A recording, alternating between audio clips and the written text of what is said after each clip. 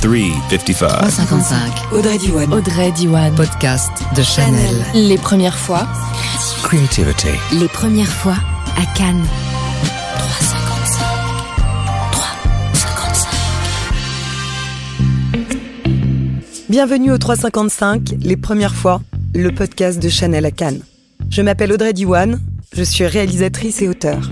Une première fois au Festival de Cannes est une aventure exaltante, hors norme et déterminante dans la carrière de tous ceux qui font du cinéma. L'événement est une forme de rite initiatique dont chacun se souviendra toujours. C'est de ce temps fort dont nous parlerons dans ce podcast avec mes invités. Il y a une grande diversité de profils qui se côtoient pendant le festival. Ceux qui créent, ceux qui espèrent, ceux qui sélectionnent, choisissent ou récompensent. Tous au service du 7e art, avec la Palme d'Or à l'horizon. Cette récompense ultime qui attise tous les espoirs. Quel que soit leur rôle, chacun de mes invités porte une responsabilité prégnante dans ce dispositif exceptionnel. Chacun traversé par d'inoubliables émotions. Fidèle aux traditions initiées par sa fondatrice, Gabrielle Chanel, la Maison Chanel apporte son soutien aux artistes et à la création cinématographique. Cette année encore, grâce à elle, tous les passionnés de cinéma sont réunis le temps d'une soirée, au cours de laquelle mes invités ont accepté de revivre leur première montée des marches et de nous faire part de ce qu'ils ont appris avec le temps et l'expérience. 355. De toutes les actrices françaises, c'est sans doute celle qui a le plus intense rayonnement international, comme en atteste l'annonce faite en plein festival. Marion Cotillard sera le rôle principal du prochain long-métrage de Léos Carax, Annette. Une comédie musicale dans laquelle elle partagera l'affiche avec Adam Driver. Le film n'est pas encore tourné, que tous l'imaginent déjà sur la croisette. Car l'actrice est une grande habituée des marches qu'elle a montées avec les plus grands, Jacques Audiard, les frères Dardenne, Justin Kurzel et Arnaud Desplechin entre autres. Elle a, avec le temps, apprivoisé cet exercice particulier et revient aujourd'hui avec nous sur sa première fois. 355. Le podcast de Chanel. Bonsoir Marion. On parle à nouveau des premières fois, mais des premières fois à Cannes. Est-ce que vous vous souvenez de votre premier Cannes? Avec quel film? C'était pas avec un film. Mon premier Cannes, j'étais dans une sélection de Canal+. Je crois qu'ils avaient appelé ça les talents de Canal+, les jeunes Canal+, jeunes talents, je sais pas exactement. Et en fait, ils nous avaient amenés à Cannes. Ils avaient choisi quelques comédiens, aspirants comédiens, disons. Et puis, ils nous avaient amenés à Cannes, voilà. Et pourquoi faire? Quel était l'enjeu?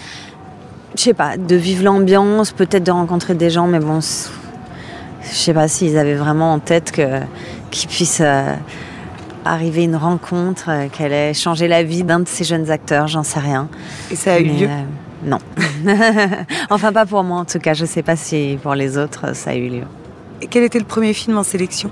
Le premier film en sélection, c'était le film de Woody Allen, Midnight in Paris, mais je n'étais pas là. J'avais pas pu venir parce que j'étais en train d'accoucher.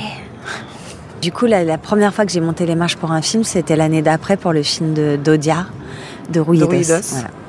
Vous vous souvenez de ce moment particulier? Oui. Est-ce que vous vous souvenez être resté dans la salle, avoir recueilli les impressions? Est-ce qu'au moment où le film se joue, que peut-être vous aviez vu ou pas, vous avez ressenti l'atmosphère de la salle, vous l'avez guetté?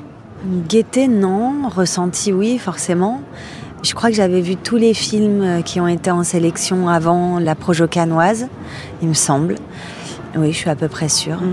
Mais c'est une salle particulière, c'est une ambiance particulière ici. Je pense que c'est beaucoup plus stressant pour un metteur en scène que pour un comédien. Enfin, je dis ça, j'en sais rien. Mais c'est vrai que j'ai vécu l'anxiété à travers le regard et la propre anxiété des metteurs en scène que j'ai accompagnés ici. Et pour vous, Cannes, ça peut changer le destin d'un film? Vous l'avez vécu déjà, d'arriver avec un film dont Jacques Audiard est très attendu? Effectivement, ça peut changer le destin d'un film. Je pense que ça le change. Ça peut changer le destin d'un réalisateur. Il y a des réalisateurs, on peut dire qu'ils sont nés au monde à Cannes. Les frères Dardenne, par exemple. Ils ont eu tous leurs films à Cannes. Évidemment, la naissance des frères Dardenne, de leur cinéma, c'est la gestation avant. Mais ils ont été, oui, révélés au monde ici. Et je pense qu'ils le diraient eux-mêmes, sans Cannes, ils n'auraient pas eu le même rayonnement. Ou peut-être que ça aurait pris plus de temps, j'en sais rien. Vous êtes venu avec des réalisateurs d'abord nombreux et différents. Justin Kurzel, les frères Dardenne, vous en parliez, Arnaud Desplechin. Est-ce qu'il y a des expériences différentes ou est-ce que tout est assez similaire ? Techniquement, c'est le même protocole, disons. Ouais. Donc, mais chaque expérience est différente parce que chaque réalisateur ou réalisatrice que j'ai accompagné sont différents, vivent les choses différemment, ont des personnalités vraiment très différentes les uns des autres. Donc l'aventure, elle est forcément différente. Maintenant, il y a toujours cette magie qui m'a jamais quittée, en fait, à chaque fois que je suis venue ici. J'ai eu des films en sélection pendant 8 ans, je crois, 7 ou 8 ans.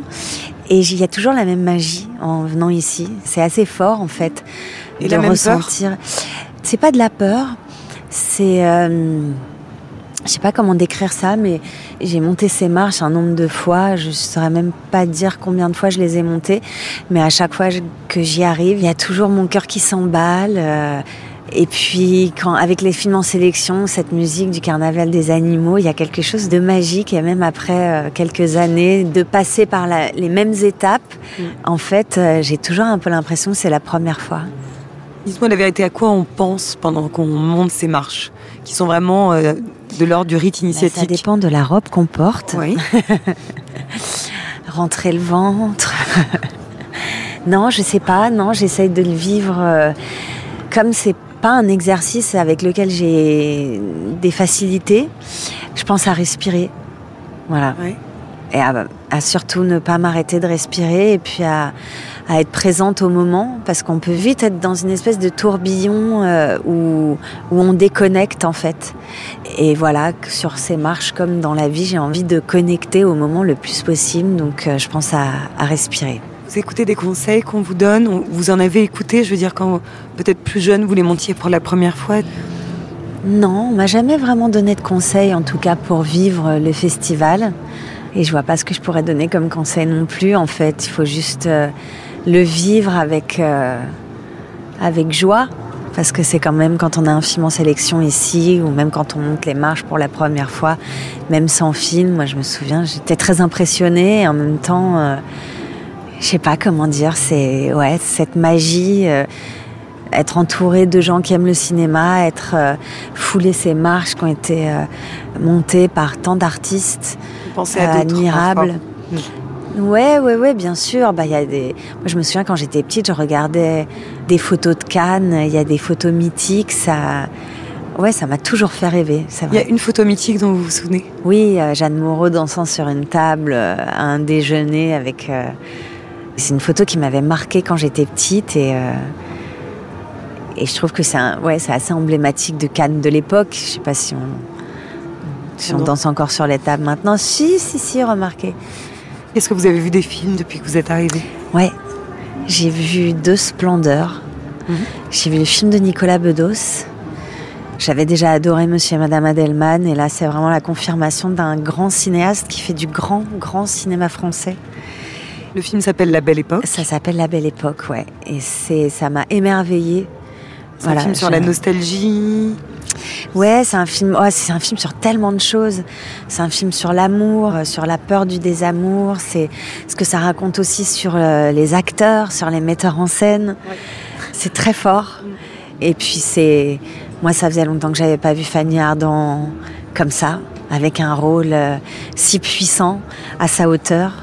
Daniel Auteuil, exceptionnel. Pareil, il trouve un rôle là à sa hauteur, à la hauteur des grands acteurs qu'ils sont.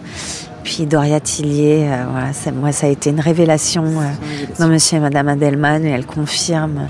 Voilà. Et puis il y a un autre acteur que j'aime beaucoup. Ah oui? Qui ça? Il s'appelle Guillaume Canet, et que j'ai trouvé tellement magnifique, flamboyant, profond, cassé dans ce film.